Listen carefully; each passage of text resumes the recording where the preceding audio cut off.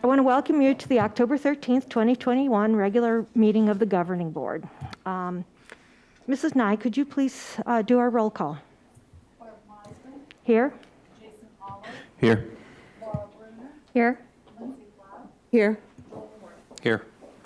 Thank you. Would you all please stand and join me in the Pledge of Allegiance, and please remain standing for a moment of silence. I pledge allegiance to the flag of the United States of America and to the republic for which it stands, one nation, under God, indivisible, with liberty and justice for all.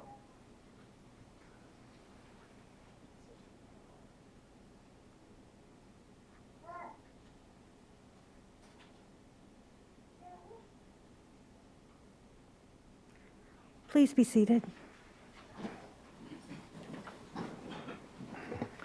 We'll start with a little routine business this evening. We first have to approve the minutes of the September 22nd regular board meeting. Could I please get a motion? Madam President, I make a motion to approve the minutes of the September 22nd, 2021 regular board meeting as presented. Second. All those in favor of approving the minutes, please say aye. Aye. Aye. Motion carries. We next have to approve and ratify our payroll and accounts payable vouchers. Could I please get a motion? Madam President, I make a motion to approve and ratify payroll and accounts payable vouchers. Second. All those in favor of approving and ratifying payroll and accounts payable vouchers, please say aye. Aye. Aye. Motion carries. Mr. Narducci, is there any correspondence? Madam President, there is no correspondence at this time. Thank you. Okay. Next, we have a student body president report. Mr. Hunter Bickus from ACP will be presenting this evening. Welcome, Hunter.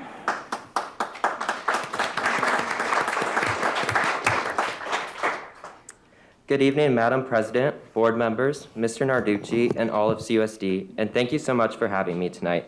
My name is Hunter Bickus, and I am the student body president at Arizona College Prep High School. ACP had some extraordinary happenings last quarter and all over the summer that I am honored to share with you tonight. Over the summer, ACP's Link Crew, known as the Knights Connection Program, or KCP, helped to get all new Knights ready for the school year by hosting a new student barbecue in the spring and a virtual and in-person orientation before school resumed. KCP grouped our new students with a couple upperclassmen mentors who led our new Knights in virtual games to kick off the orientation, and then met them at our school for a tour around campus and to share some tips to help them find success at ACP. They were great events that made our new students feel welcome, comfortable, and part of the ACP family. Our new students continue to meet with their mentors on a regular basis to play games, check in, talk about how the year is going, ask questions, get advice, and promote the family atmosphere we strive to maintain at ACP. Before I jump into the start of our school year, I want to sincerely thank the board on behalf of the ACP community for the beautiful new campus that was opened for us. The new campus has presented so many new exciting and opportunities for our school, and it already feels like home. I would like to thank the board for allowing ACP to grow and thrive and welcome many new Knights over the years. We are dedicated to staying true to our slogan and will continue to strive for the impossible and be extraordinary in our new home. The class of 2022 had a big task on their hands this year as we followed the ACP tradition of having seniors kick off the first week back to school. As in years past, the class of 2022 was charged with planning the welcome back festivities for the first week and to help open ACP High School. To start, the senior class adopted the slogan of 2022, the start of something new. This slogan not only represents a new beginning for ACP, but also somewhat returned to normalcy this school year. The seniors kicked off the first day by decorating campus, clapping in the students as they arrived to school, hosting assembly in our brand new stadium, and proctoring games and answering questions at the start of each class period to help everybody feel welcome and excited to be back at school while maintaining their comfort in our new building. The seniors closed the week with the help of Sugo by hosting a pep rally in our school's courtyard where students were introduced to ACP class chants and spirit contests. ACP pride was heard throughout the campus and it was a great first week of school. Along with the opening of our new school, one of the most anticipated events was hosting our very first football game in our own stadium. Stugo hosted a pep rally earlier in the day to get everyone excited and hyped for the game. Our new stands were packed with the ACP community, including the biggest student section in ACP history. Although it was a rather hot evening, Night Pride was loud and proud throughout the whole game. We were treated with a fantastic surprise as skydivers brought in our game ball, and everyone was excited to watch the new era of ACP football begin. The first true home game in ACP history was a special fun-filled night that the ACP family will remember for years to come. But every first athletic contest has been equally special, as home game environments are at a whole new level this year at our new campus. Our fall sports teams are having an impressive season so far and have found success on the field and in the classroom, with 5 members of our senior class being named Triple Impact Scholarship winners. Our badminton team is 9-1 and ranked 6th in the state. Our dive team finished 6th at the Higley Invitational, competing against 6A schools. Our boys swim team is undefeated thus far, and our freshman tennis teams are having an impressive season, with both the girls and boys having winning records against primarily 6A schools. ACP boys and girls cross-country teams are faster than ever, and our girls team has some of the fastest individual runners in the state. ACP's volleyball program is 7-4 and continues to focus on state play. And lastly, ACP football is getting ready to dominate at our homecoming game next week against Fountain Hills. Aside from athletics, ACP kicked off the school with our annual club fair, which featured over 60 student-run clubs and organizations that students may join while pursuing their passions on campus, something that is always emphasized at ACP. Our DECA program has been helping to keep the family culture alive by providing many lunchtime activities for the student body, such as dodgeball tournaments or throwing water balloons at staff to release some stress. It has been a lot of fun to see the student body enjoy the lunchtime activities. In anticipation of DECA opening their student store, we have been reaching out to other CUSD high schools and visiting their student stores to gather ideas to help us open the best student store possible. It has been wonderful to collaborate with the other high schools and learn from one another. Our ed profession students have been going to our neighbor school, Ryan Elementary, each week in order for these future teachers to have some amazing experiences at the elementary level while being involved in our neighborhood. Also, as part of his Eagle Scout project, with the help of the ACP student body, senior Nick Rolfus put on a canned food drive where the ACP student body brought in hundreds of canned foods for the Mesa Food Bank.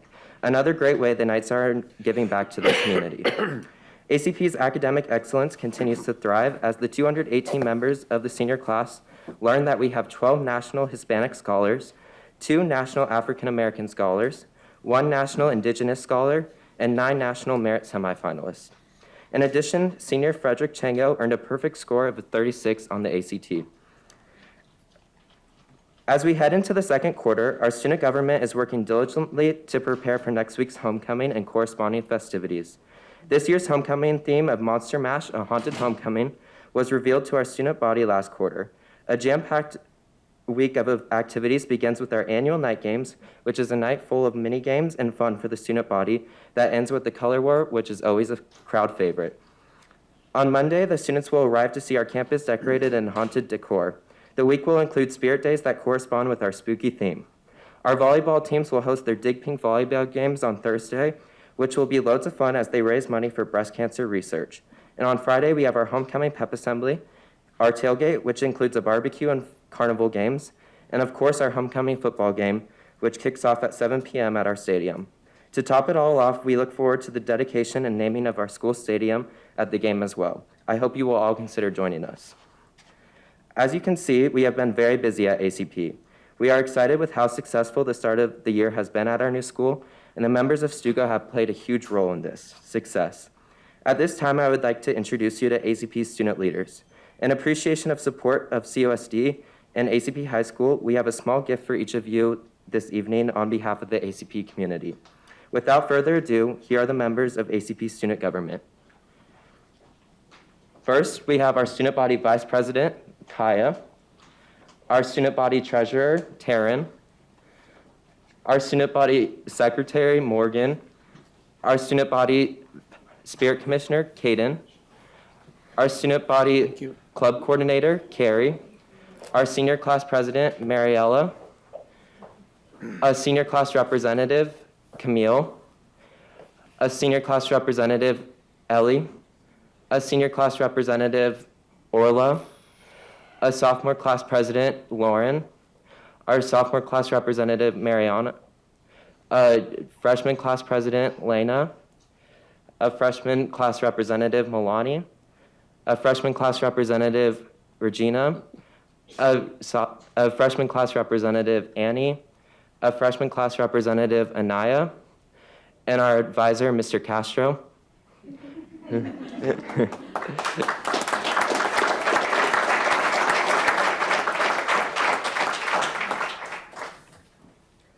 I'm honored to work with and lead this great group of student leaders. I am beyond proud of the excellence they bring to ACP.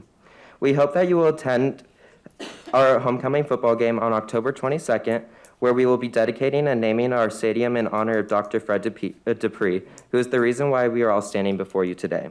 I thank you all for your time this evening, and I look forward to seeing you on October 22nd. Thank you.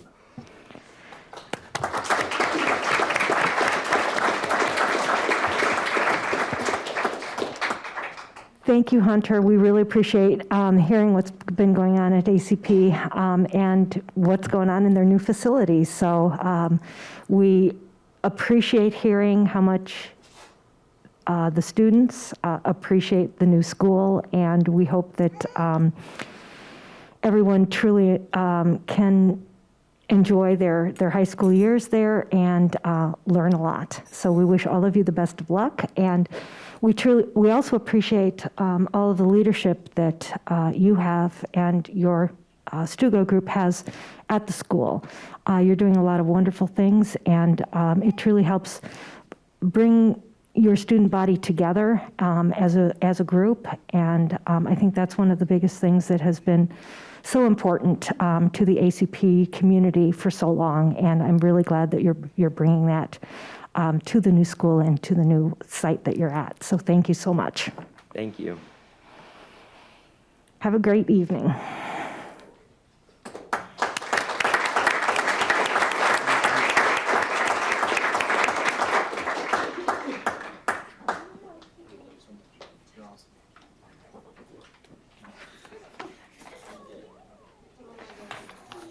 Because we have a little bit of a tradition of moving around an action item when we have family members here, when we are naming a facility and creating a resolution, I am again moving our first action item for the resolution calling for the naming of the Chandler High School weight room to right now.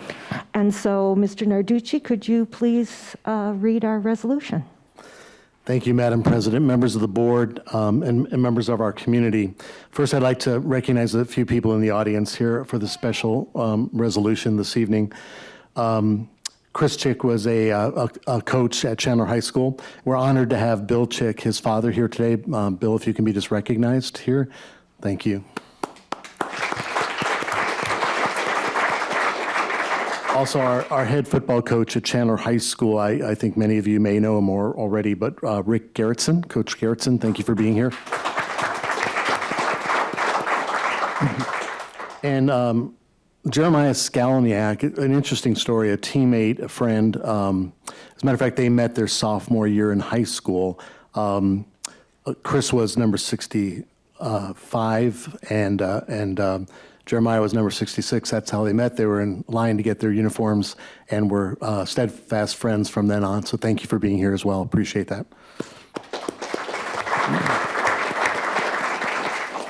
Madam President, members of the board, and our community, Chris Chick, assistant football coach at Chandler High School from 2012 to 2021, had a positive impact on many students in the Chandler High community. His unrelenting style and refusal to accept mediocrity was evident as he taught all he coached how to be honest and to learn how to endure the residual effects of hard work. This was the hallmark of his legacy.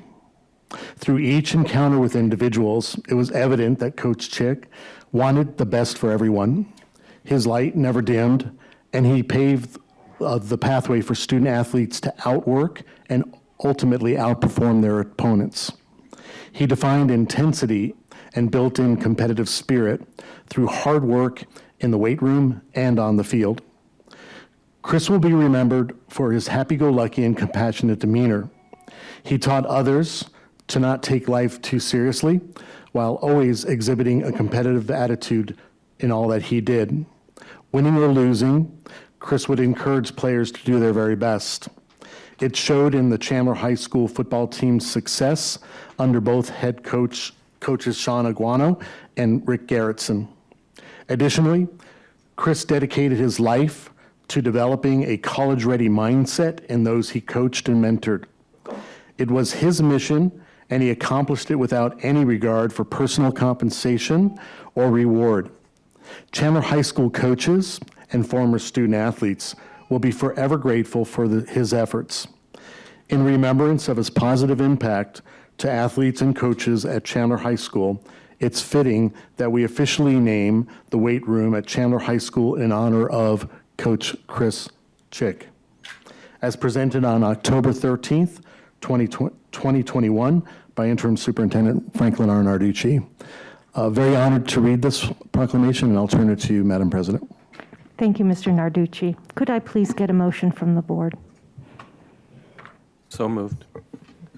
Would you please state the motion? Okay. Gotta go back to it.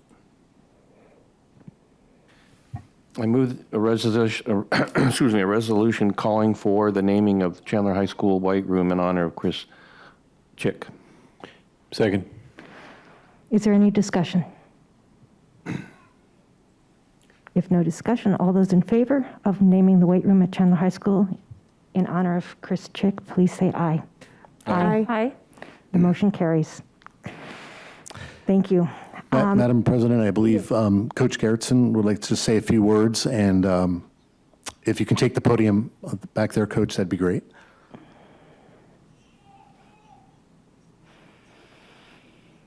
Thank you. This is a big night in Chandler football history and in the Chandler Unified School District to have this honor, placed upon, a fallen comrade like Chris Chick was. It came out of nowhere.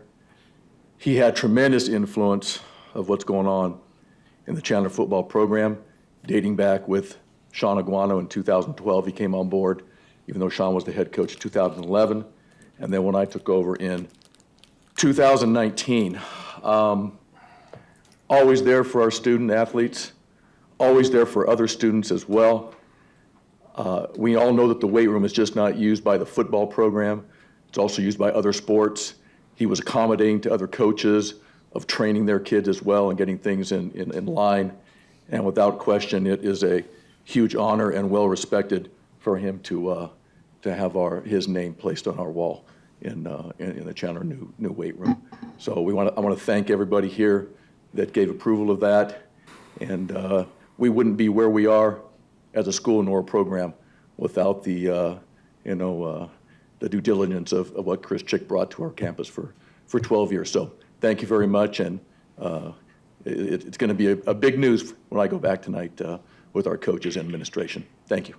Thank you.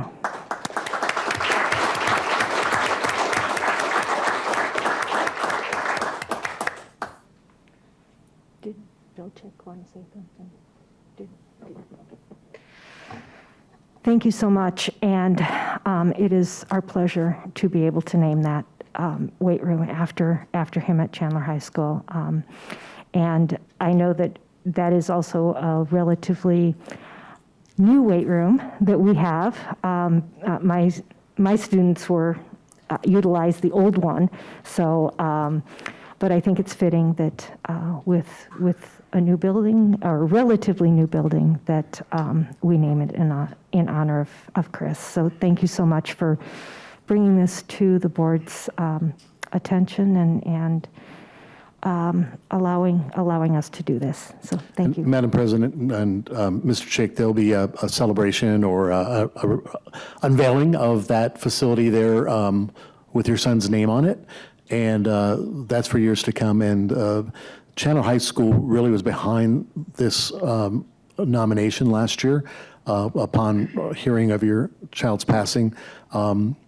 We would like you and whomever you would like at that special ceremony. That'll be at the school site, and that will give you that date as well. So I know this is a nice event, but we also give you condolences as well for your son's passing.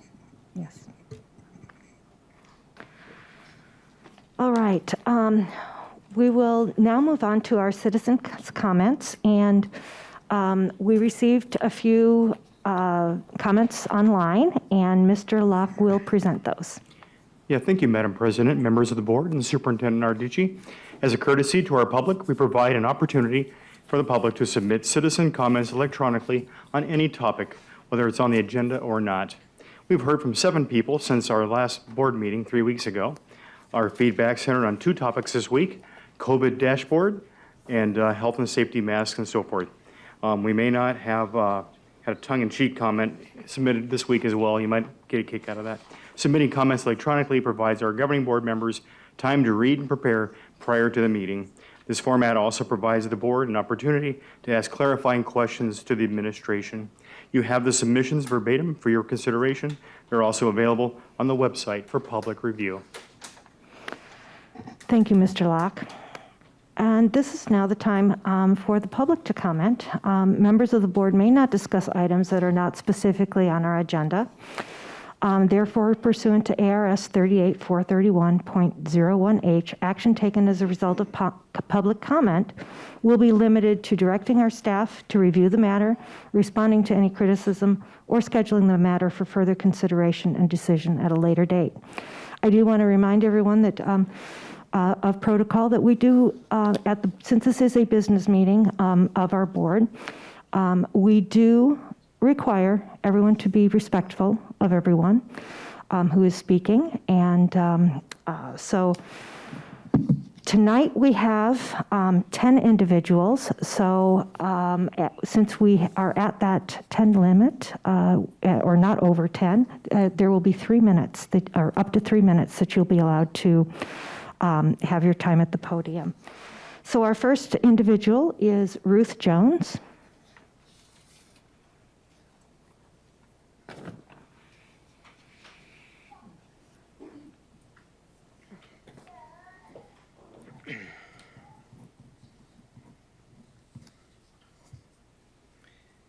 Many parents are now frightened to comment at these meetings for fear of government overreach. This is an effort to silence parents and give school boards free rein to impose policies that hurt our children. Lindsay Love, commenting on Twitter, and I quote, "Hey guys, politeness is white supremacy. Every time you prioritize politeness and civility over everything in a conversation, you are complicit in upholding white supremacy. All that to say, disrupt." Miss Love, I say this to you. I will not be frightened into silence, and it's possible to stand strong and firm without disruption. You may think that's the only way to communicate, but I do not. I intend to continue to bring my concerns to the district with politeness, with strength, and with facts. Our children matter. To that end, I'd like to comment tonight. When I commented at the last meeting, I thought my concerns were unique. How wrong I was. I've learned since from other parents that my concerns are not unique and are in fact common to this district. In addition to the pornographic video that my daughter saw in class, I have another daughter who missed weeks of school this year. She started the year out in a wheelchair due to a foot injury. She was bullied and harassed so badly that she had to remain at home until she could walk. I told the school administration and the district administration that this is indicative of a culture in our district that does not accept those with disabilities or differences. I included the director of equity and inclusion in these conversations. You would think this would be a prime concern for her. The word inclusion means the practice or policy of providing equal access to opportunities and resources for people who might otherwise be excluded or marginalized, such as those with physical or intellectual disabilities and members of minority groups. She never even responded. I suspect that's because I'm white. The joke is on her. My daughter is Native American, but none of that should have mattered. My daughter lost opportunity, and if we're going to pay a huge salary to this woman, she needs to do her job and see that our students are included. Unless, of course, her real job is to promote critical race theory. Based on these experiences and the fact that this district is bloated with 29 administrators whose pay goes up each year while teachers do not. I voted no on the district request to keep the budget override. You don't need it. You need to cut the fat from the administration and get back to supporting students and teachers. We don't need a director of equity and inclusion. I urge all parents to vote no. It's time we stop paying the district for people who are not doing their jobs. Thank you. Our next is Charlotte Gola.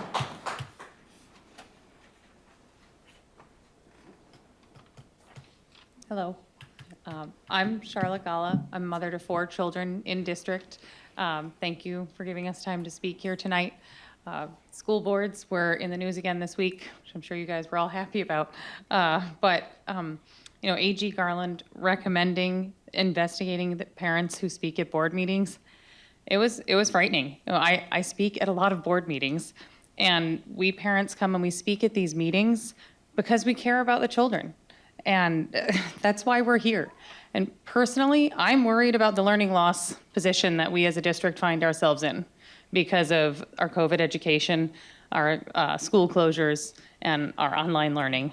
I come to these meetings and I listen and I participate because I want to make sure that we as a district are focusing on those correct priorities, on the actual education of the children in Chandler. Open and honest dialogue is how things get done. Nothing of value is accomplished in an echo chamber. So I appreciate the opportunity to come and to voice these opinions in a public forum, and I'm going to continue doing so. And I just thought it was important to come tonight to just show we have to do this. We have to speak to each other and open, honest, and direct. So thank you. Thank you. Next, we have Katie Nash.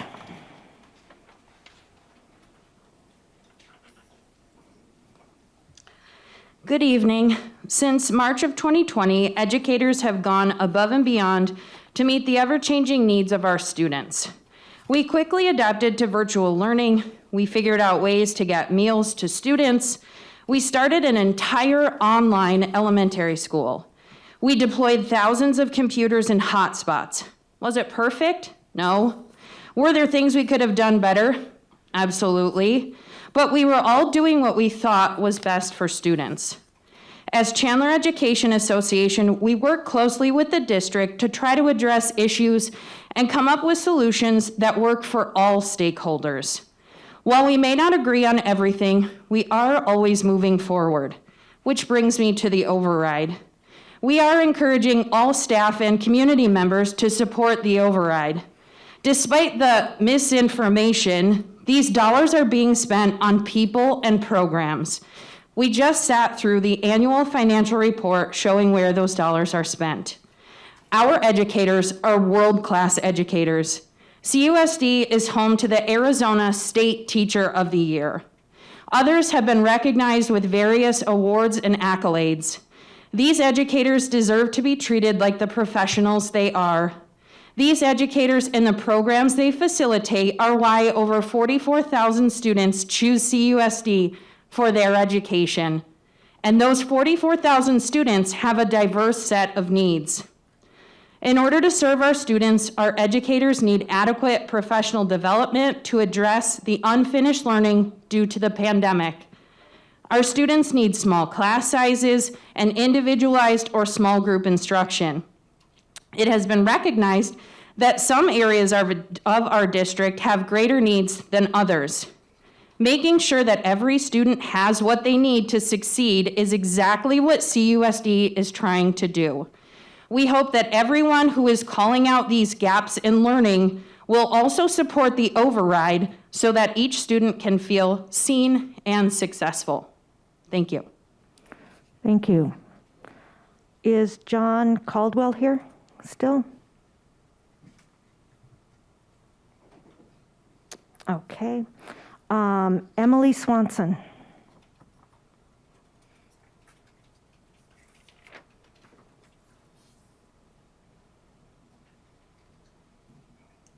Hello. So I got a call that no parent thinks that they will get on September 15th. My son, who is an 8th grader at Payne Junior High, was assaulted by a bully. The fight happened right before the bell rang, and no teacher, no staff was there to protect my kid. When I send my kids to school, I expect that when they set foot on campus that they are being protected and that they are safe. Lo and behold, he was not safe that morning. There was three teachers that were supposed to be watching the courtyard that did not see this happen. They didn't see a group of students filming this assault on my son. I didn't get a call until 12:52. The assault happened at 8:55. The two teachers that my son sat in their class didn't see that he had been hit. He finally made it to the office and had to ask to go to the nurse's office to get ice. When I was informed that he had been assaulted, I had thought he only been hit once. When I arrived at the school, I found out he had been hit 4 times. Once in each eye, his lip was busted, and the back of his head had been hit, and he had a lump on the back of his head. I asked, where was the staff? Couldn't get any answers. Nobody knew. The police officer that was on duty was actually not in the courtyard where he was supposed to be. He was out in the crosswalk talking to another staff member. I asked, where is the policy that states what is supposed to happen when an assault happens on campus? And you want to know what I was told? There is no policy. We follow best practices, which is scary for me as a parent who's sending my child to school, because a group of students that is being governed by administrators, there should be policy in place, not best practices, so that these teachers don't know what to do in a situation like this. My son just got cleared this week from the concussion center. He had swelling of the brain and a concussion for a month. And I still cannot get any 30 answers seconds. on what the policy is or anything. Nobody seems to know. So I just hope that with this being brought to your guys' attention, that there is some sort of policy in place to protect these kids, and so that us parents know for sure that we have safeguards for our children when they are in your guys' possession. Thank you. Thank you, Emily. Ann Adams.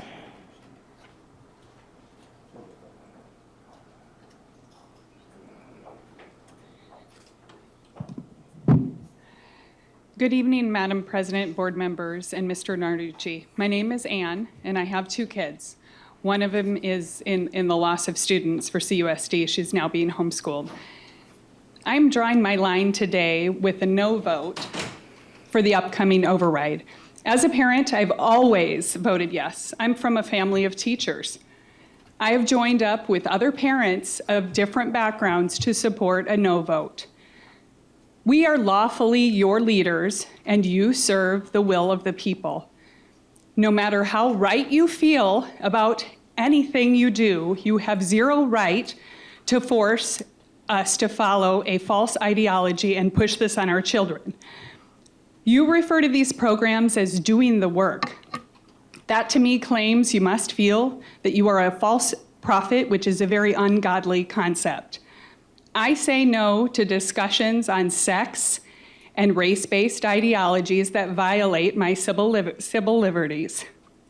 I say no to your top-heavy system with 29 senior administrators, private companies who often operate with just a CEO.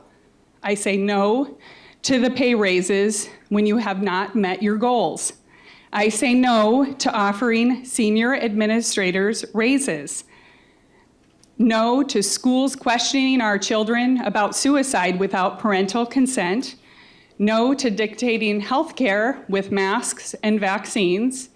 No to outside interest groups and unions. No to ASU speaker fees and equity conferences. You're wasting our money. No to threats that say, I'm going to make real uncomfortable for parents and sending your minions by my home. Perhaps the FBI needs to investigate you. No to third-party materials with overtly sexual content. No to your marketing budget for your political campaigns. No to CRT, equity and inclusion, and social emotional learning. It's time for you to eliminate your wasteful spending. It's time for a no vote for more money for you to ignore the will of the people. Gaps in learning can be paid for by cutting the fat. Thank you. Ryan Heap.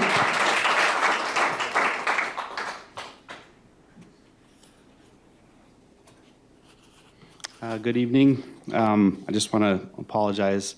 I trimmed my hair yesterday, so there's extra surface area that can reflect light, so just putting that out there.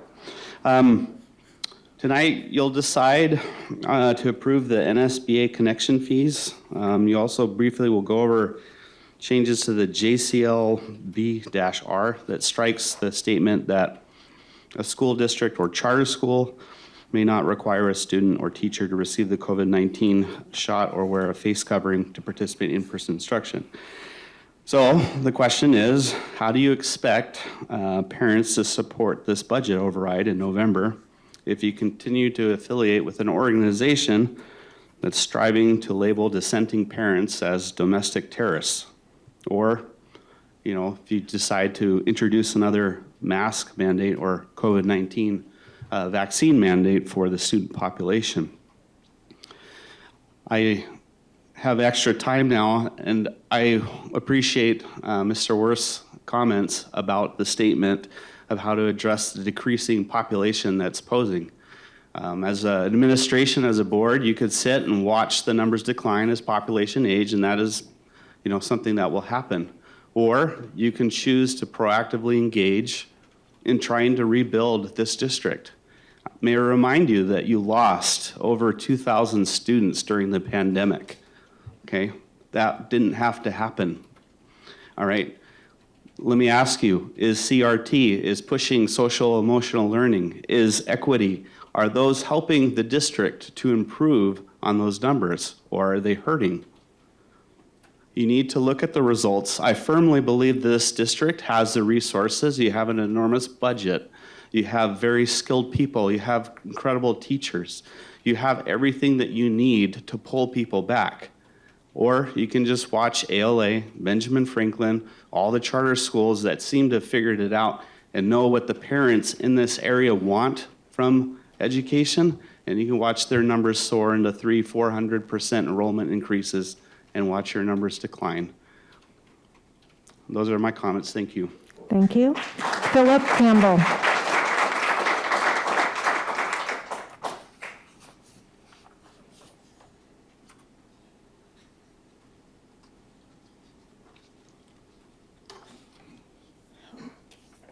My first topics, the comments were primarily aimed for the parents. This time, the board is my main audience, but I think I'd appreciate it if everybody would listen and try to make sense.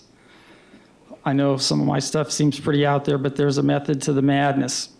So tonight I'm going to discuss the power and consequence of ideas, because ideas have power to guide actions, transform thinking, and transform the world. This means the outcome of an idea is related to the nature and purity of its source. The character of those promoting an idea are consequent to, and good intentions cannot assure purity of outcome. Many revolutions have began with good intentions, but end in murder and genocide. An example would be the French and Bolshevik revolutions. Those show good intentions corrupted by bad ideas and character. In America, slavery stood for nearly a century after independence. This was a compromise of character by the founders that put expedience over justice with bloody consequence. These examples all show true human potential and the cost of bad ideas. When bad ideas and idealism corrupt sound thinking, men can believe that right is wrong, wrong right, or both one and the same. These things should show us how critical to leadership are character and worldview, because ideas shape worldview and worldview dictates actions, and those affect our destiny. Thank you. Thank you. Brandy Reese. Is Brandy here? Oh, okay.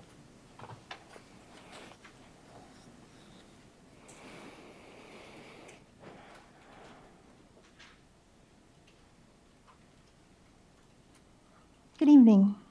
Can you hear? Okay. We currently have extremists who are intentionally and systematically killing neighborhood public schools. The ultimate result, a targeted negative educational outcome for the most vulnerable Arizona students. Instead of recognizing that charter schools and public schools and even private schools all serve a niche, they villainize public schools and defund them in favor of charter schools and private schools. This, of course, is in their best interests, as many of them serve on the boards of these schools and benefit from them financially. This, quite obviously, is a conflict of interest. In Arizona, the champions of this hatefully disingenuous and disproportionate policy spinning are often in attendance at these school board meetings. They paint public schools as government schools, or worse, indoctrination schools, and ironically use their own indoctrinated lies as proof. Then they claim that subjects and events are being taught that aren't and have never been.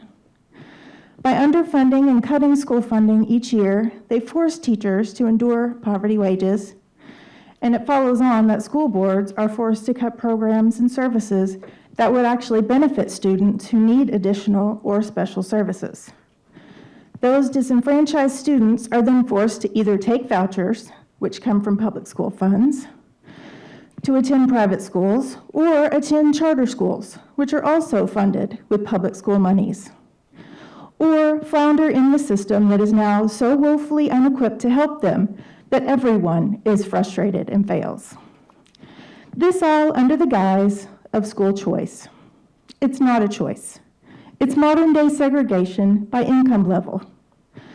Those who can access charter schools and private schools are the first-class citizens, while the rest are left to make do with the leftovers. What about the students who have no other options? Their schools are still just as underfunded, or perhaps more so, as the budget pie gets sliced. And their buses are still sitting in disrepair. Those with access to private or charter schools now take even more school funds to pay for a rideshare to get them there. In Arizona and in Gilbert, we deserve better than this behavior from our representatives and those who hold themselves out as community leaders. I encourage you all to support the override to help ensure all Arizona students receive the best educational outcome possible. Thank you. Thank you. Jen Alvey.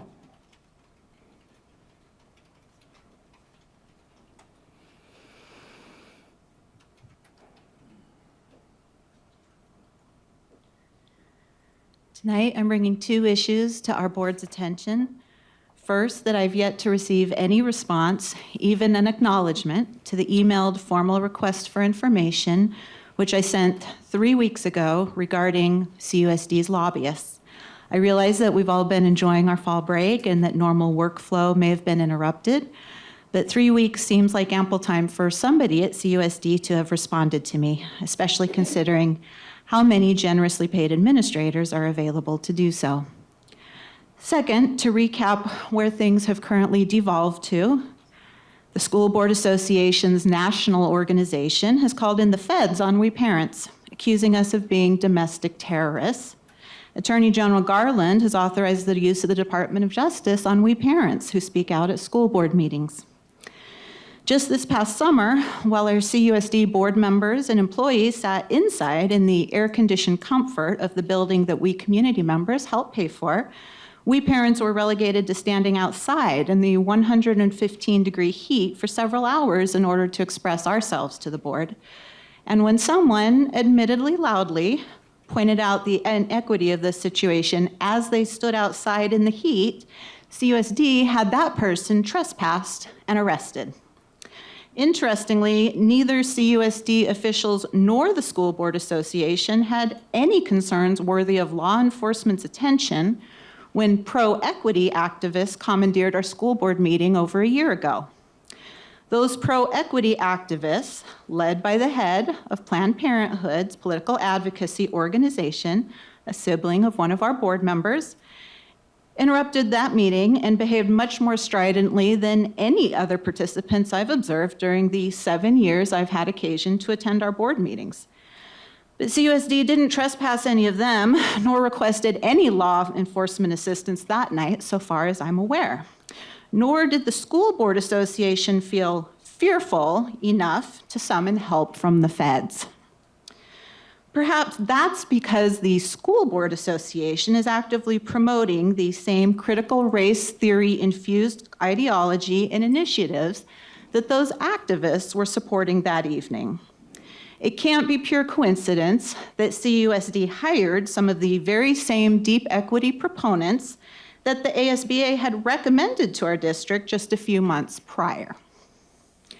It certainly seems like a very cozy relationship between our School Board Association, our teachers union, and their aligned entities such as Planned Parenthood, all of which donate hundreds of thousands of dollars to the same PACs in election cycles here in Arizona to influence our public education system, and all of which seems to result in mutually beneficial, highly lucrative results for those entities and their allies, which apparently now includes the use of law enforcement to silence those who publicly disagree with the direction that their children's school districts are going. 30 seconds. And in the case of Attorney General Garland, to benefit his own family members who promote CRT-infused ideology.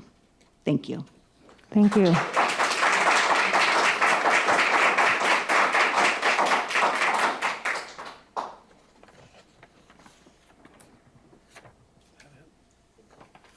That was our last speaker for this evening. And we are now going to move on to our consent agenda. Mr. Narducci. Thank you, Madam President, members of the board. Our consent agenda item has a few items on it this evening. Item 601 is out-of-state student travel and pre-planning.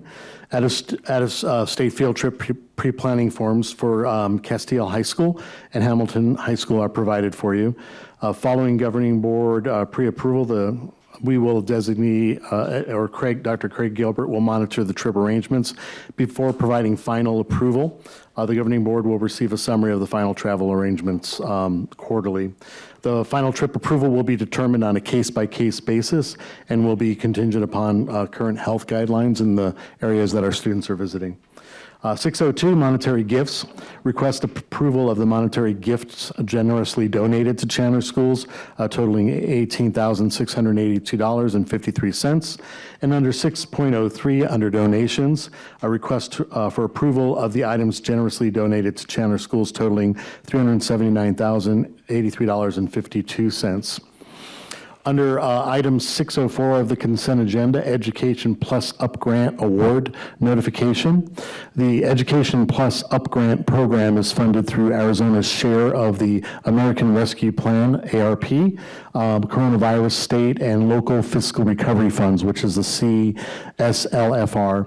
It is designed to further aid in the mitigation of the economic impacts of COVID-19 and ensure financial stability to Arizona local education agencies or districts, which are called LEAs. In preparation for the 2021-2022 school year, by providing additional funds to LEAs that received less than $1,800 per pupil under ESG, ESSER, ESSER 1, ESSER 2, or ESSER 3 funding. Chandler Unified School District has been awarded funding from this program in the amount of $11,104,833. The agreement becomes effective when approved by the Chandler Unified Governing Board and signed by both parties. Item 605, National School Boards Association National Connection Fees. Request approval of the National School Boards Association National Connection Fees for the period of January 1st through December 31st, 2022 for $8,620.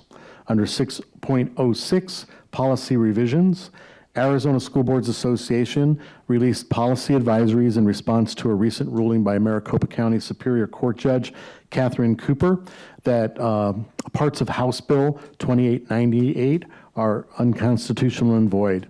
Although this ruling came from Maricopa County Judge, it is legally effective throughout the state.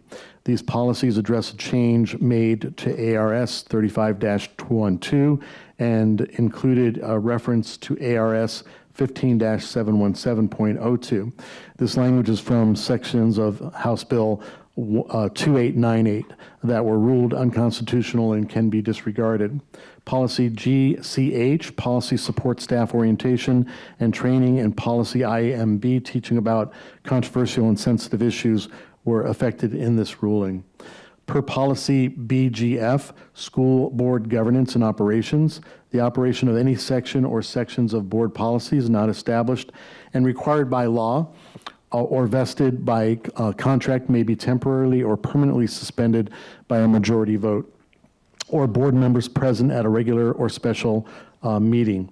An action under this policy would not require the two presentations indicated in policy BGB, policy adoption to reinstate a suspended policy. Request approval to rescind the changes to policies GCH, professional and support staff orientation and training, and IMB, teaching about controversial sensitive issues, made on September 8th, 2029.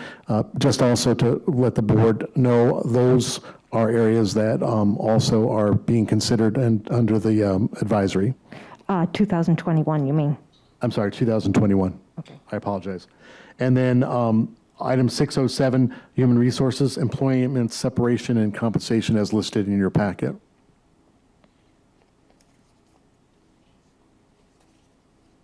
Mr. Worth, do you have some questions on No, this is the action.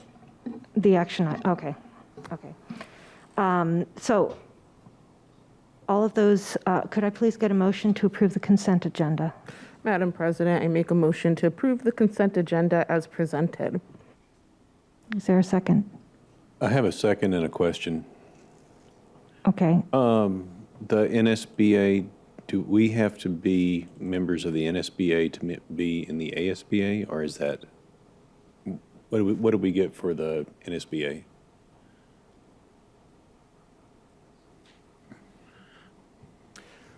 Mr. Howell, I don't think we have to be in both. The NSBA does give us, ASBA right now reviews policies and provisions. The attorneys work with us, and then we either look at those, approve those, or we channelize them. The NSBA does provide some types of professional development and other pieces for boards. I don't know if it's essential that you belong to both. We have belonged to both. They have been placed together.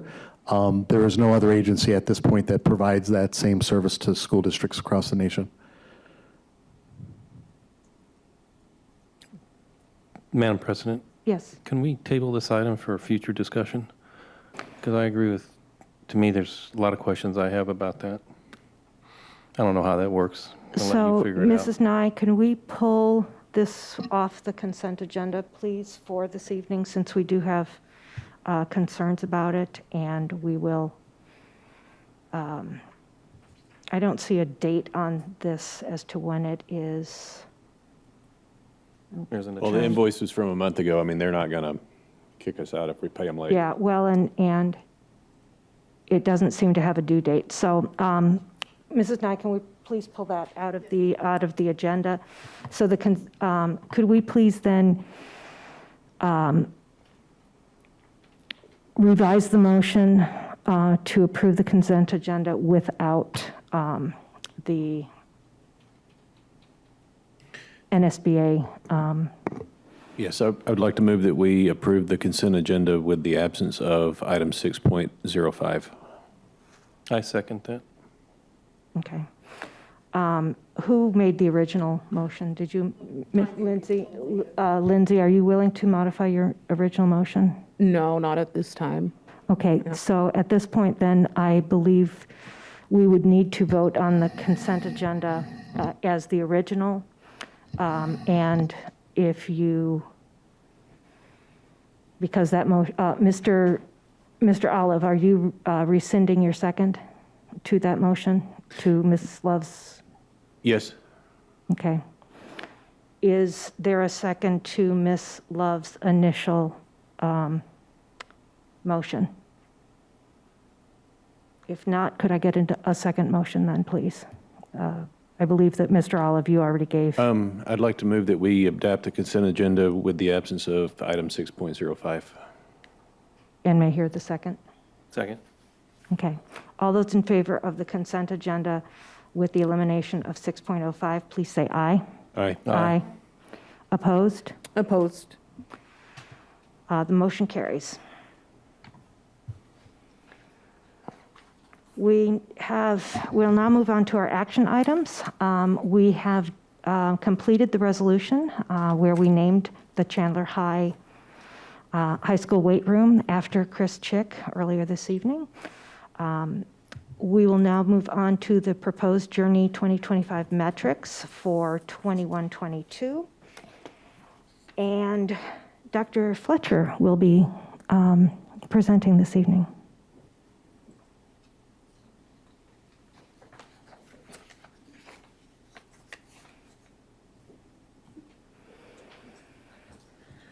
Good evening, Madam President, members of the board, Superintendent Narducci.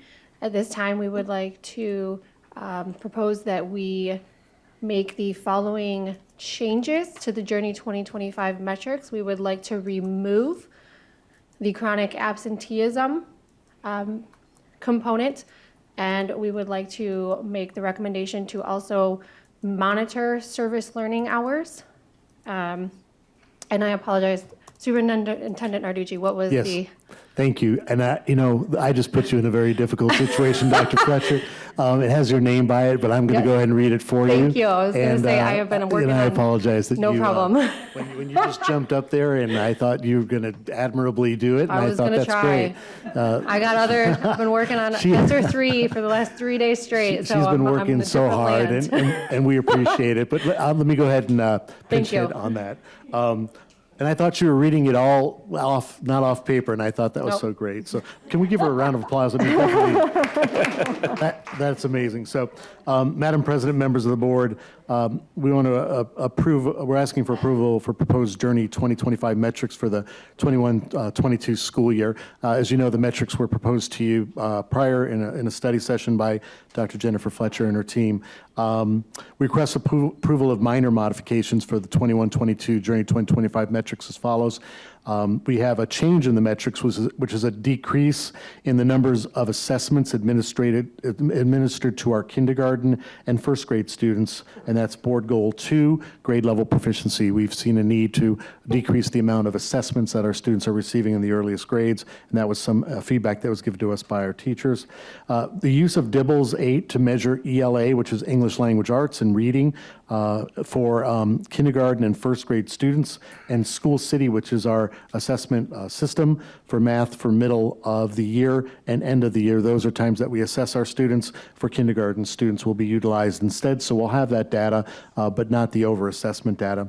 Also, to remove chronic absences, as Dr. Fletcher said, under Board Goal 5, student dropout rate. And again, the chronic absences were due to the fact that quarantines came back to us from the Maricopa County, and so we don't feel that that's an effective metric, as was explained to you.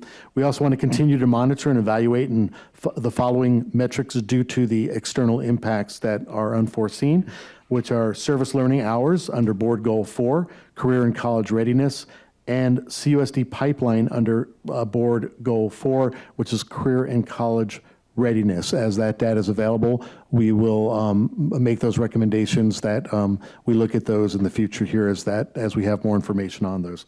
All metric benchmarks will remain the same as prior years to ensure CUSD continues to strive to reach its goals.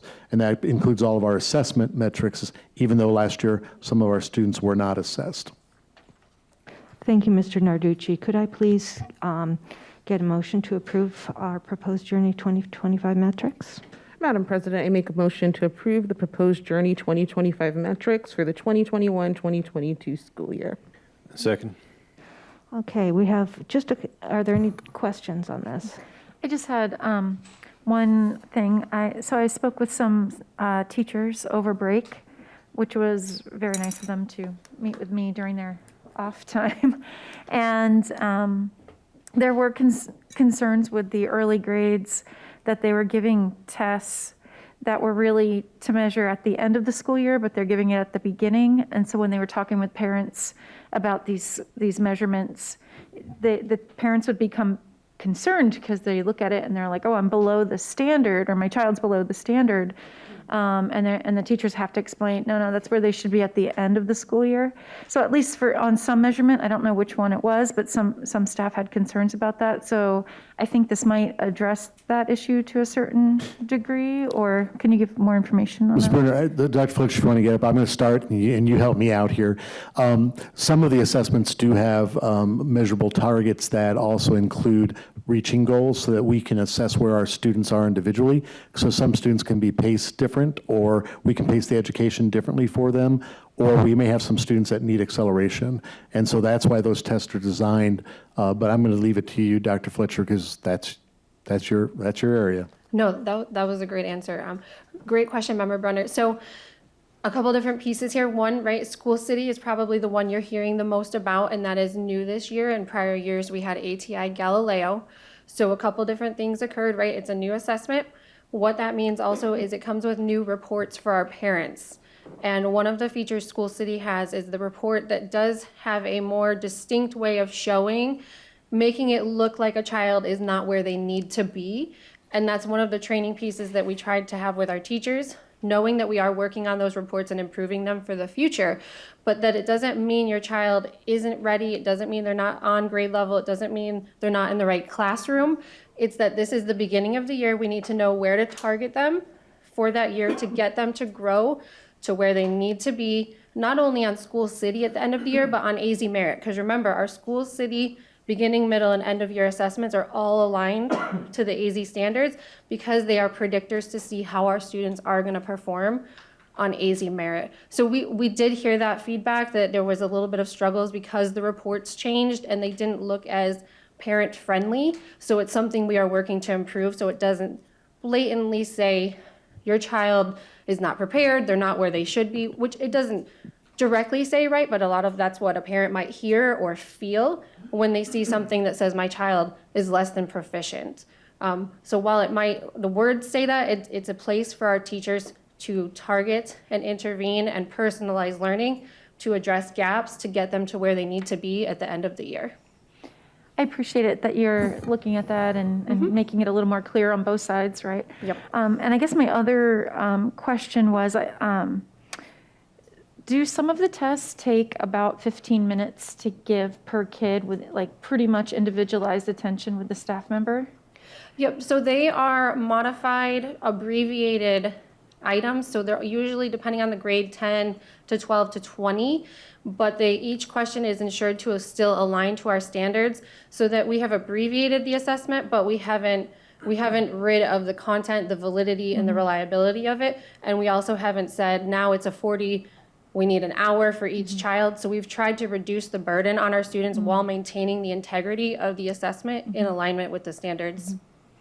I appreciate that. I do feel like some of the staff, especially with the youngest students, feel a little overwhelmed and that they have to give up something with instruction to be able to give 24 kids a 15-minute assessment for each one.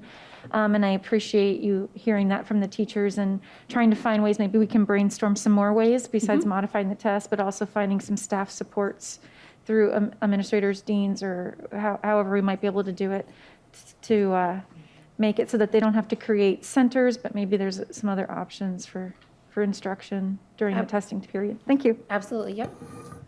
Thank you, Dr. Fletcher. Are there any other questions on the metrics? Oh, I have one.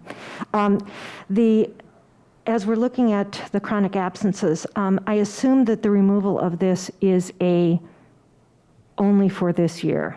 It is not a permanent removal from our, okay. I just wanted to clarify that because I wanted to make sure, because I think that is an important piece of keeping our students educated and it impacts our dropout or graduation rates. But I know that we are in times where there are some quarantine issues that we cannot really have a big impact on at the moment. Absolutely, you're 100% right. It is only for this academic year. Great, thank you. Also, Madam President and Dr. Fletcher as well, just want the public to know as well that attendance is one of our areas in our student success indicators. As part of our ESSER plan as well, that our sites are actually monitoring attendance, and they're also doing the work on saying, was this a chronic absent due to a COVID-related outcome, or do we have a student that really is at risk here? And so, although we don't think it's a fair measure for all students because it's beyond their control, we are working with all schools to make sure that they are monitoring their attendance as well as grade reports, as well as access to students getting to the courses they need to be in and pushing students to be in rigorous and more advanced coursework. And those are 3 areas in our student success indicators that we're working with all schools with. Great, thank you.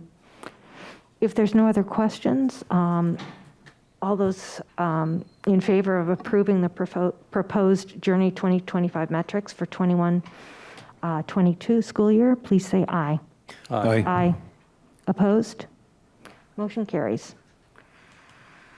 We now we have Mrs. Berry for our next item for approval of publication of the 2021 annual financial report. Madam President, members of the board, the Arizona Revised Statute ARS 15-904 requires school districts to prepare and submit an annual financial report by October 15th. Also in accordance with ARS 15-904, by November 15th of 2021, the district's governing board must approve to publish on the Arizona Department of Education website. The affidavit of publication must be filed with ADE within 30 days after publication, but no later than December 15th, 2021. So tonight we're asking for your permission to approve the annual financial report, the school level reports, the results-based funding report, food service report, and the classroom narrative report. Thank you, Mrs. Berry. Could I please get a motion for Madam approval? President, I move that we approve the annual financial report. Is there a second? I'll second. Thank you. Do we have any additional questions for Mrs. Berry? I think that we have a pending question from Mr. Worth from the study session for Mrs. Berry. No, I'm good. Oh, you're good now? Okay. Are there any other questions? I had one about gaming, but I'll get that later. That's okay. Okay. Sounds good.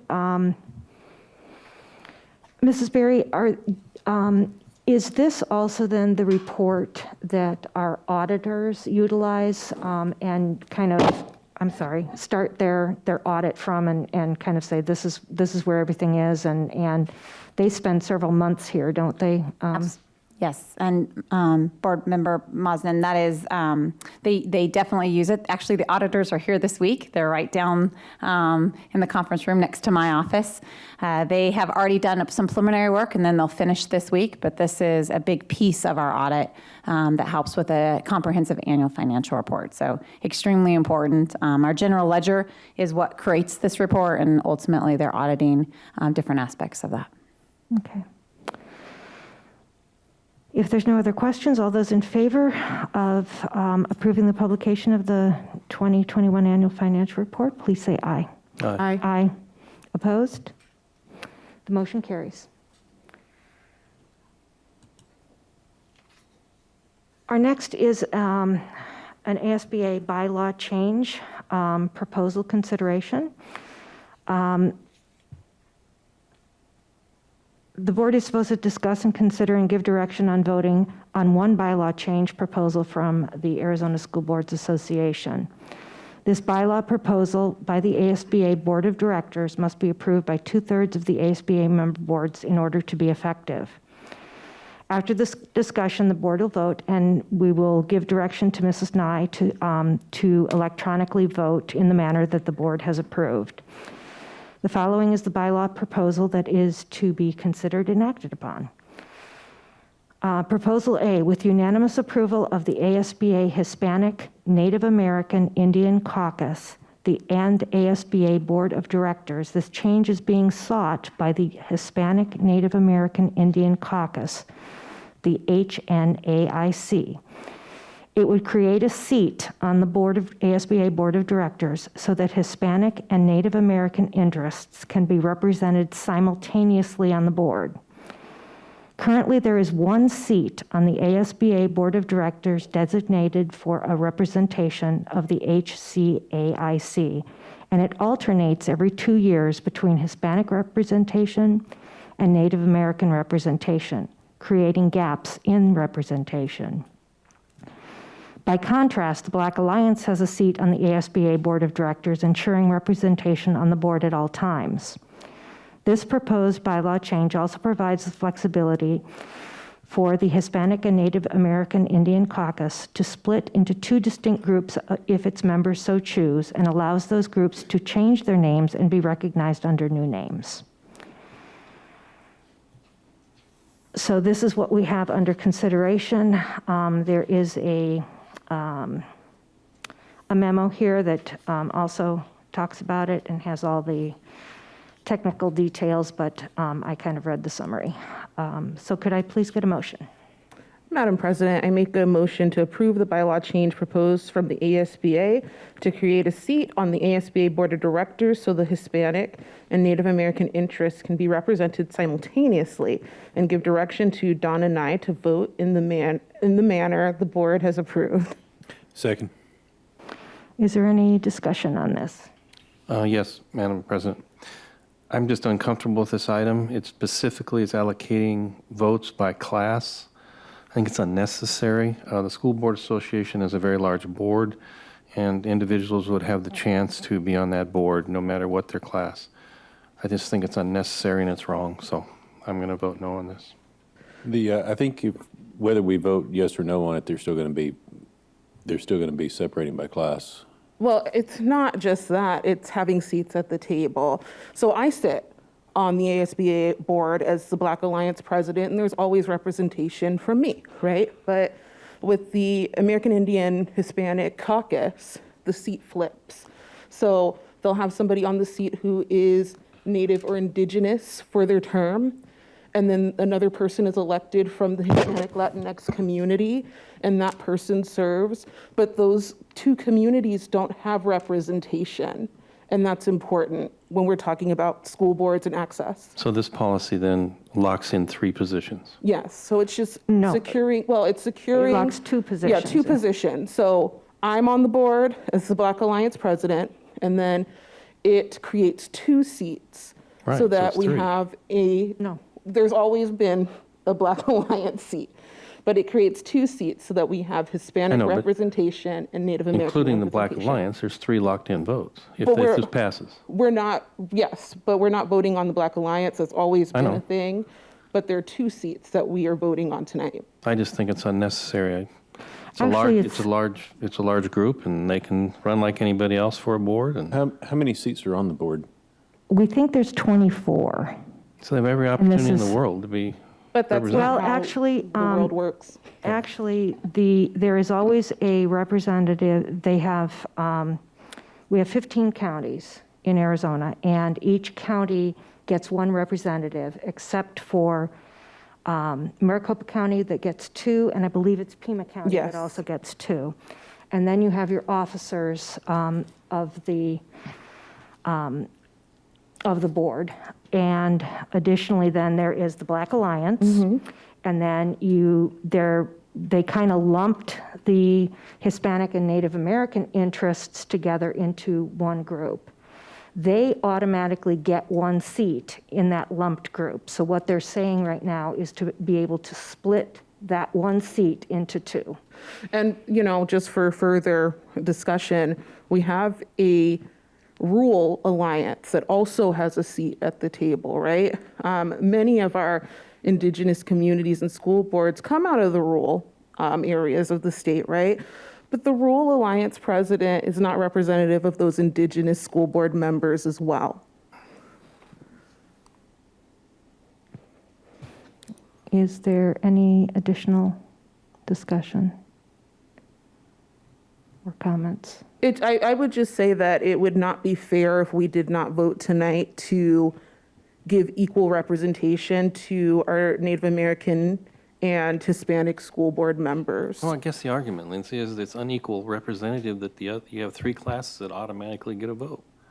That's just not right. These are historically marginalized groups that never have a seat at the table. Never, right? So why are we voting to keep them from having a seat at the table? Their children go to our schools. Hispanic children are in all of our schools. Black children, all of our schools. Indigenous children in all of our schools. Their issues are unique and they need to be at that table, whether you think so or not.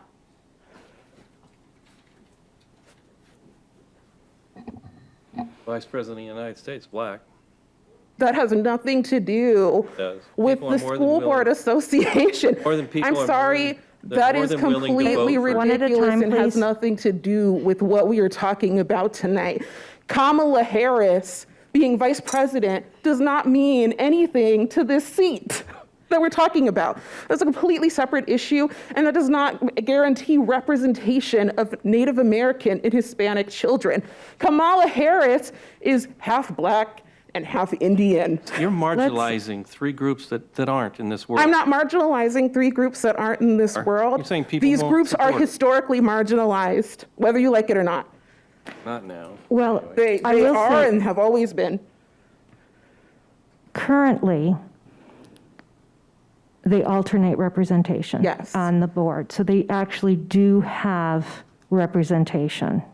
But it alternates. It alternates, but as President Des Fowler expressed to me, she's going to represent Indigenous issues because by virtue of her being Indigenous, she's not going to represent Hispanic issues. That is unfair. It's unfair. Mr. Olive, did you have any questions?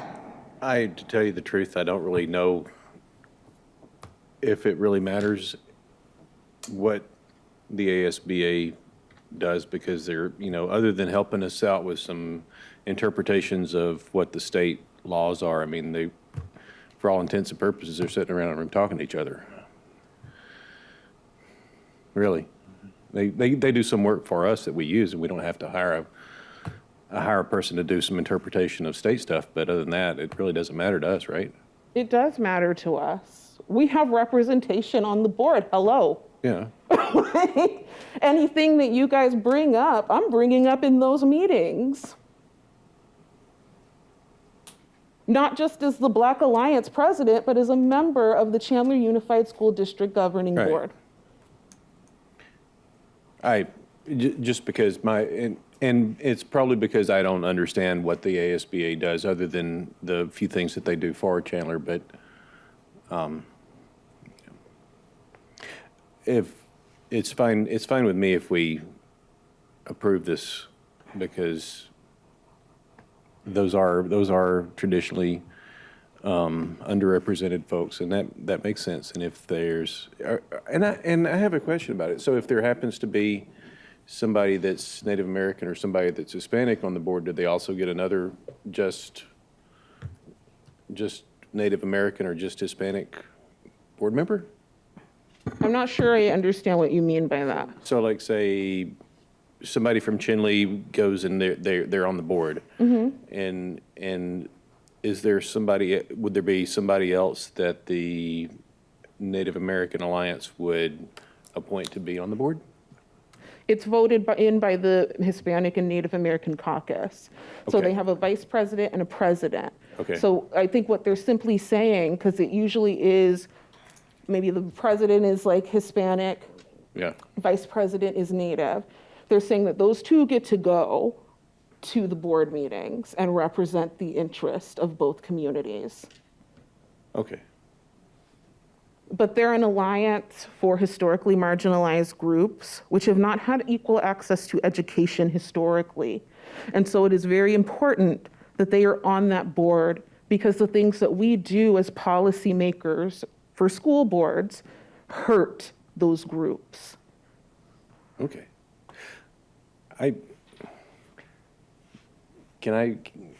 Before I vote on this, can I learn more about it?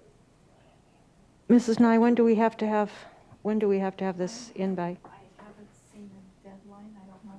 I think I think it's for till the end of the month. I think so too. Yeah. We could go through Meeting it before the again end of the month? on the 27th.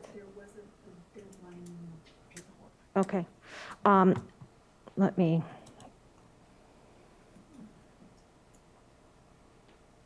Let me just look. So look through here. we're not going to vote It to closed. give representation to two historically marginalized groups. And I'm in the privileged position because I'm on the board, but Monday, we're not December going to 13th. vote tonight to give representation to two historically marginalized people on the national or the Arizona School Board Association. That's what I'm hearing. So Monday, December 13th is the close of voting, so we have quite a bit of time here. So we could table it to our next meeting.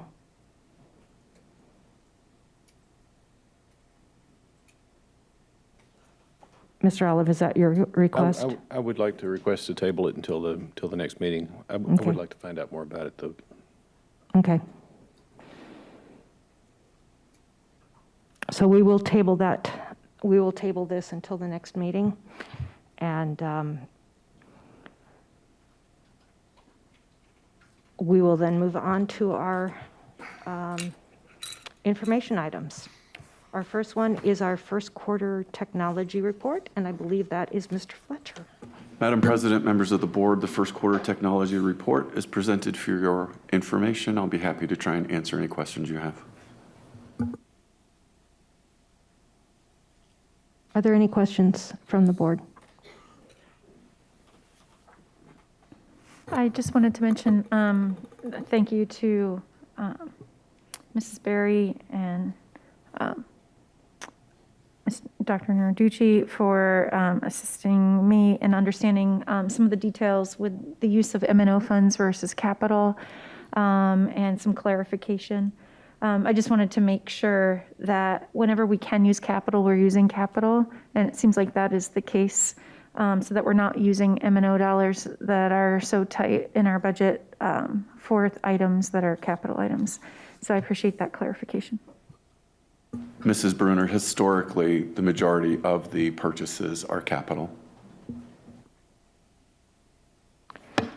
Mr. Fletcher, I think you got my email concerning that some of this had to go to the warehouse, on the warehouse listing, that it's a little confusing under the totals for each school, where it didn't multiply the number of units to give us a total. Madam President, I was told late this afternoon that they didn't extend out the pricing correctly. Okay, sounds good.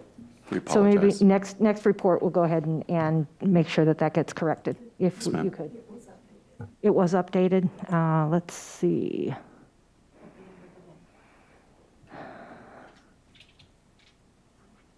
The version that's up here right now is not the one I have pulled up. So, We can't do it today, can we? yeah, so, If not, Madam President, we will make sure that it okay. is correct. for Thank the you next very meeting. much. Policy regulation revisions. I believe that's Dr. Gilbert. Madam President, members of the board, Regulation ACAA-R is presented as information because the name of the Title IX coordinator is changing back to Dr. Craig Gilbert. That'd be me. It's kind of awkward, isn't it? I know, I get it. The language that was recently added to Regulation JLCB, immunization of students, that was based on ARS 15-342.05, prohibiting school districts and charter schools from requiring face coverings for students and staff and vaccines for COVID-19 participate in in-school instruction is now removed. Policy JLCB, immunization of students with additional language based on ARS 15-342.05, had not been approved, so it will remain unchanged. Regulations are presented as information and do not require board approval.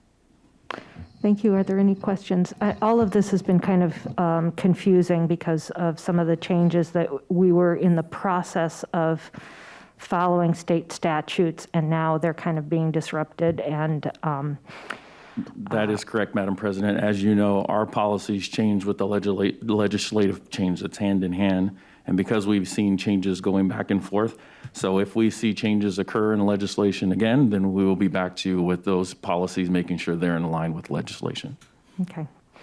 Thank you. I do have a question. Yes, Mrs. Bruno. So I guess I was under the impression that when we vote for policy, it's usually policy but not regulation, but we have regulation here. Is there a reason why we're voting on a regulation? Well, actually, Not an action. no, it's just an information. Oh, okay. No, Well- so, but we need to make sure that when we're making these changes, we bring it to you as an information so that you know it occurred. For all regulations? Okay. Yes. Thank you. No problem. If there's no other questions, we'll move on to our board agenda roadmap. And our next meeting is October 27th. We have, which is 2 weeks from today. Mr.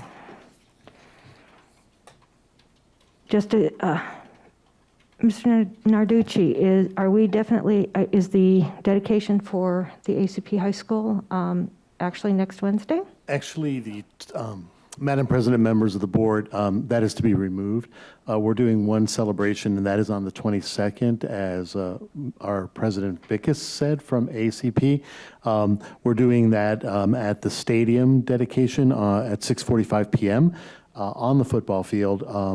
Enjoy a great game, and then Dr. Dupree will be there to also for our unveiling of that facility being named after him. So the 20th is not a school dedication. There was no need to do 2 dedications 3 days apart, and we didn't want to put our staff through that. And parents that have been going to that school just transitioned over to the new school, so we're just doing the one dedication at that point.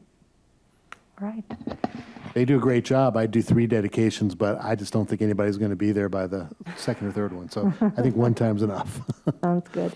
And it looks like we're going to be having some outstanding students, IB, PYP programming at one of our schools. We'll have a study session on that, and we'll be having a foreign exchange students reception. Is that correct, too? Yes, we'll be meeting and greeting with our foreign exchange students. It's always great to hear their stories. And you guys asked some very good questions of our foreign exchange students, so I'd appreciate the same this year as to what they're liking in Chandler from their home countries. And these kids are amazing, and our host families are absolutely fantastic. So it's great to have them here and hear some great things that are going on for our students, and also to hear what their ideas are about educating in the United States. And then it looks like we'll also be having a presentation on Read on Chandler and what they're going to be, how they're going to be partnering with some of our schools. Correct. Joanne Floth will be here to talk about the Read on Chandler initiatives that we're doing for our earliest learners and our early childhood students, and a presentation of an award that they received for $300,000 plus over multiple years to assist with our earliest learners. Thank you. All right. Mr. Narducci, it's time for your comments. I do, unless Dr. Fletcher, you'd like to do these for me and pay me back? No? Okay. There will be flowers or something on your desk tomorrow. I apologize. Thank you, Madam President, members of the board. Our students and staff returned this week from a 2-week fall break.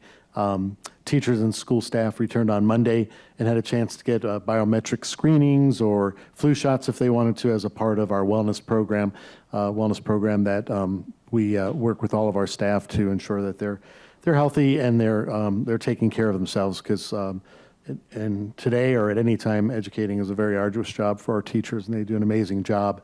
So we want them to stay healthy. Our students returned on Tuesday, and to be honest with you, over the 2 weeks, that's the energy you miss. I mean, we're here working, and our students are not here. And although you may say, okay, well, things calm down a little bit, it gives us a chance to get some things done, but you definitely miss that energy of our students. And so we're glad they're back, and I know our schools welcomed them back. And at schools that we were at earlier, they're excited to be back. Our Hamilton High School volleyball team had a wonderful opportunity last week. They were invited to host the Geico Girls Volleyball Tournament. It was the first time that ESPN has covered this event, so the rest of the country was able to see our talented Huskies. Hamilton defeated the number 6 ranked team, Assumption of Louisville, Kentucky, on Friday night, but they ultimately fell to the nation's #1 team, Marymount, out of Los Angeles, California, in Saturday's championship game. It was a great opportunity for our Hamilton school to host some of the best teams in the country and to get national exposure. I'd like to congratulate Coach Vanis and our student athletes as they represented Chandler very well. I wanted to give just a brief update on our ESSER III funds. I want to thank all of our parents and staff who provided stakeholder feedback. A lot of that was reviewed by our staff and our administrative team. We also have an application submitted. I just wanted to review a little bit of how that works. An application is submitted. It's quite extensive. The strategies are listed. You have narratives as to how you're accomplishing that, what your outcomes are. It's a very robust plan. The strategies get reviewed by the Department of Ed, and they're approved, and then funding is not allocated, it's reimbursed. So the district has to provide the allocation for those services that we're rendering, and then we put in for reimbursement. Is that correct, Mrs. Berry? And so our top strategies over the next 3 years have been defined, and we will be giving reports out every 6 months. Extended day learning was at the very top of both groups' feedback. Each school will be provided an allocation of ESSER funding to provide extended opportunities to connect students to learning via on-site opportunities. This funding will be braided at our K-8 schools with the additional allocation from Indian gaming funding.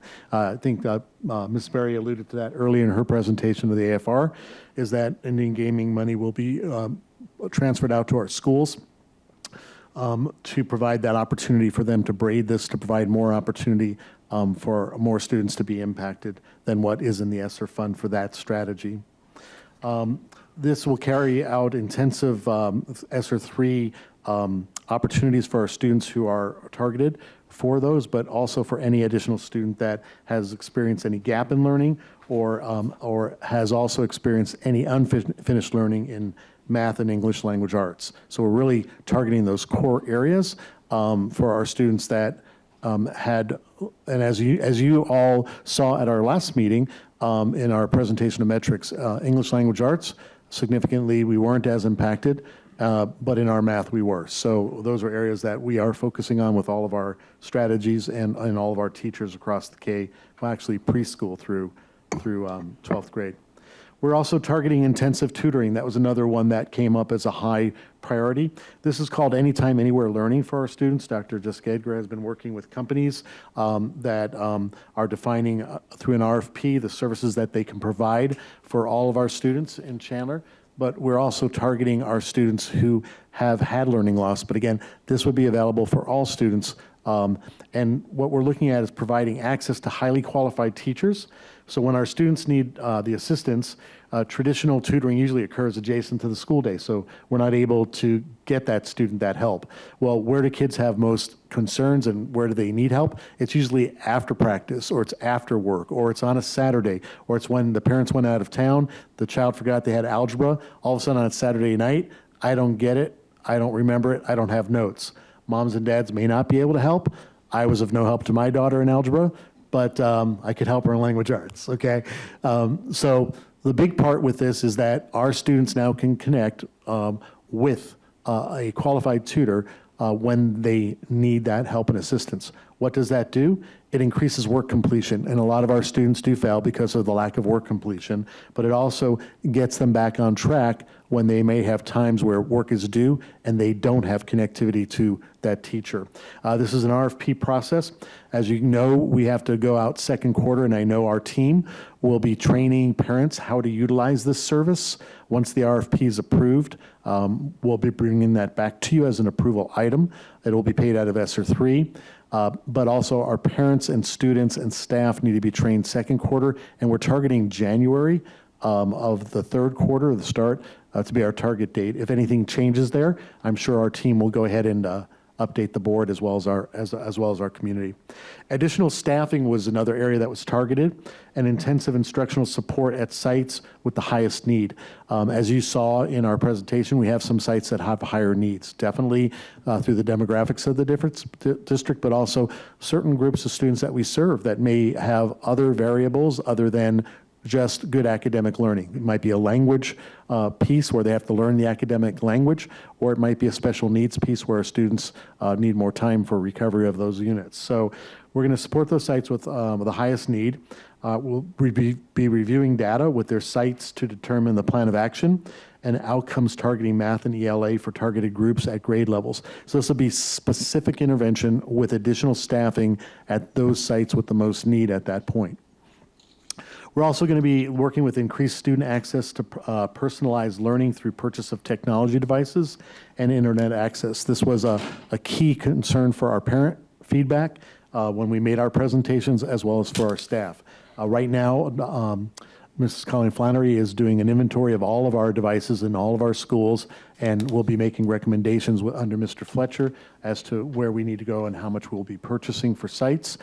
This is also one of our future-ready initiatives, because we know our students can increase their learning through their use of technology, and that's the world they're going to be in as we prepare them for the 21st century. Also, professional development, intervention materials, and site-based instructional supports were noted in the survey. They didn't score as high as the other pieces, but we know these are parts that we're going to get to. We want to be able to wait for feedback and formalized approval once the state does do that to move forward with those initiatives. Since we do have carryover in specific funds and have a healthy financial position in our district, we are going to utilize these funds along with our ESSER dollars so we can be successful implementing strategies for the future and for our students' future success. Those strategies include utilizing capital, extended learning pieces, learning loss, unfinished learning, and specific the areas of math, English language arts as we develop our portrait of a COSD graduate. We want to be able to provide for you by the end of this year what that portrait of our graduate looks like as we move forward in the future. This is also part of our Journey 2030 Future Ready strategic planning, which we know we have Journey 2025, which is our strategic plan. Journey 2030 will have an overlay of being able to assist with our students. The best way to close a gap, as we all know, is to prevent it from starting. So we will need to, as a state or a district, make more investments in early childhood learning, specifically preschools. We have started with some intense classrooms with our 3-year-olds this year, and we offer a great variety of 4-year-old programs to be kindergarten ready. Once the gaps exist, all research shows it will take 3 to 5 years to slowly close that gap. And I want to say that again, these comments are intentional because gaps don't close like that. Unfinished learning we can get to right away. That means I didn't get some content, but closing gaps is intentional skills that have been missed that a child's having a problem with. And all research shows that that takes time and a targeted approach and a specific intensive approach as to what the child is missing to get them to over that line. So 2 different things, unfinished learning and filling gaps. Unfinished learning we can get to by filling the content, filling gap, and some of our students experience that, and then the gap filling promotes growth on tests and then will promote proficiency. But you have to get that growth first. Thank you. Also, I want to take this time to thank Lana Berry and our business office team. AFR work is incredible. This is the first time I've been as close to it as possible. And honestly, the numbers that she went through earlier, and I'm sorry some of the parents were not here, are incredible. And that takes a whole team to get that going. As a matter of fact, she has a very talented team, and we do appreciate their efforts. And also I want to thank our cabinet and directors for their work over the break. While our kids were home, they put a lot of intentionality into the ESSER 3 plan and really weeding through all of the feedback that was provided to be able to come up with the strategies that are pages long that were turned into the State Department. So I want to thank our team that put that together, because I think our ESSER 3 plan will be solid. But we also want to make sure what we go into ESSER 3, we can come out successfully to after that, because we have to plan for beyond 2024. Thank you. Thank you, Mr. Narducci. I appreciate hearing the update on all this. I think it's relevant and is quite informative for both the board and the community. So thank you. Board member comments. Anybody? Go ahead, Mr. Olive. I had 3 things. First, I'd like to thank you guys for sticking around. It was nice to hear your comments. Appreciate that. Second, I wanted to apologize to Lindsay. I didn't mean to be a pain in the butt. But I do need to get some information and train myself on what ASBA does a little bit more. Third thing, about 3 weeks ago, last time we had a meeting, there was a lady that had some comments about a film that got shown in class, and it's so far down in my email that I can't find it anymore. But what was the outcome of that that film that got shown? Sure. It was the Chaucer Canterbury Tales, which are The Woman of Bath, which was a we have worked with that, and it's been reviewed. Dr. Edgar has been in touch with the parent as well and with the teacher, and I believe also that Dr. Nance was involved with that as well. And so they have taken care of that. It was a writing assignment as well, so that has been worked through. Ms. Love. Thank you for your apology, Mr. Olive. In our last board meeting, we went over the AZ Merit results, right? And when we broke it down by ethnicity, the three groups who were coming in as less proficient were our African American, our American Indian and Alaskan Native, and our Hispanic and Latino, the three groups that we talked about tonight during this vote, right? I am extremely disappointed and offended by the assertion that these groups aren't marginalized because we have Kamala Harris, who affiliates with one of those groups, not all, in the White House. Not even in the White House, she's the vice president. We were talking about giving seats to historically marginalized groups. Two groups that do not sit up here now. Our board, whether we like it or not, is predominantly white. I'm the only person of color on this board, right? And when we had the chance, we didn't give those seats to those two groups who needed to voice concerns regarding how we are treating students within our schools and how we are not getting them to that finish line of graduation. We failed. And I know that we're coming back to it, but tonight, and I understand with your discussion, you want to know more about the ASBA, but the discussion in terms of racism doesn't exist, all of this anti-CRT jargon when we're not even teaching CRT in K through 12 schools, it's a very complicated framework that they only teach in law school. We have students who are failing in this district, and we are failing them. And we're not talking about ethnicity and how we could be doing better by these students because of fear, right?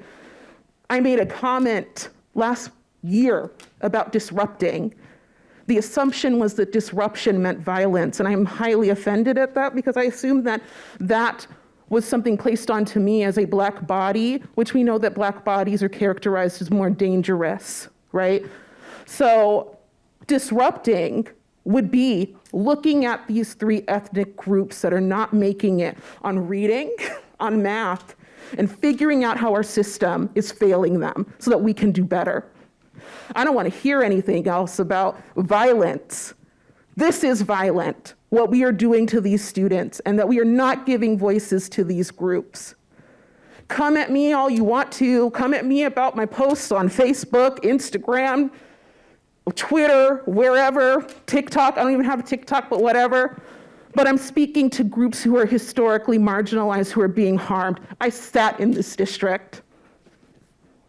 I went to this district from 8th grade and graduated from Hamilton High School, proud Husky.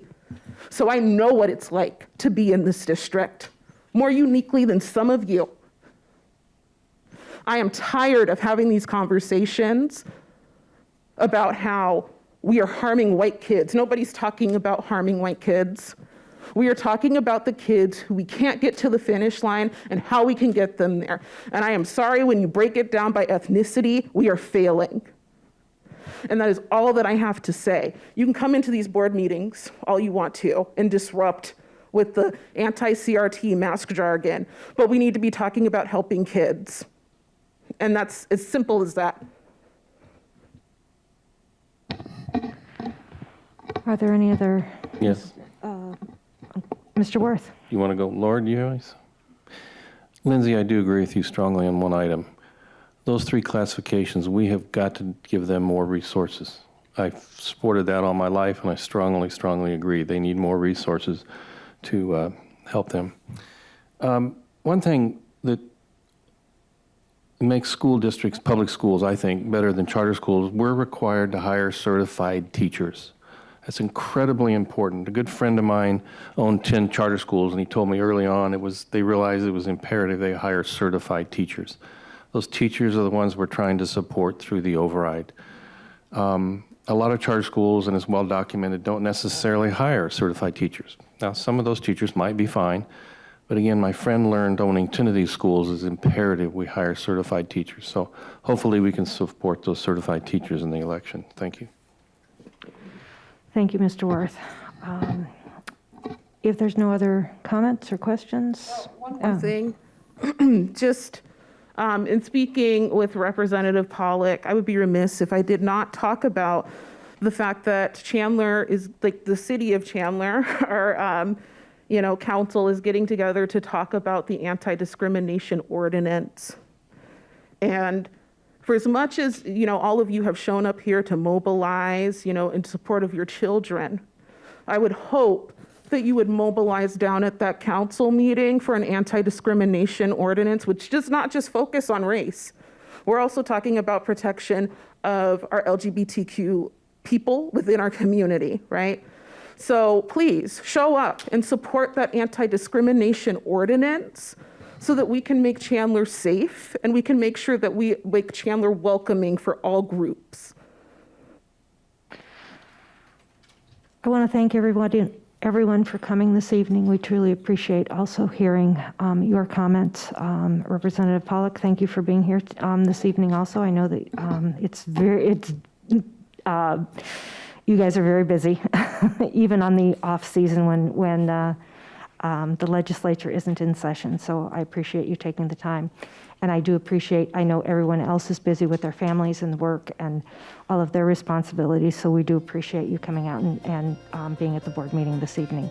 Thank you very much, and we'll see you in 2 weeks. This meeting is adjourned.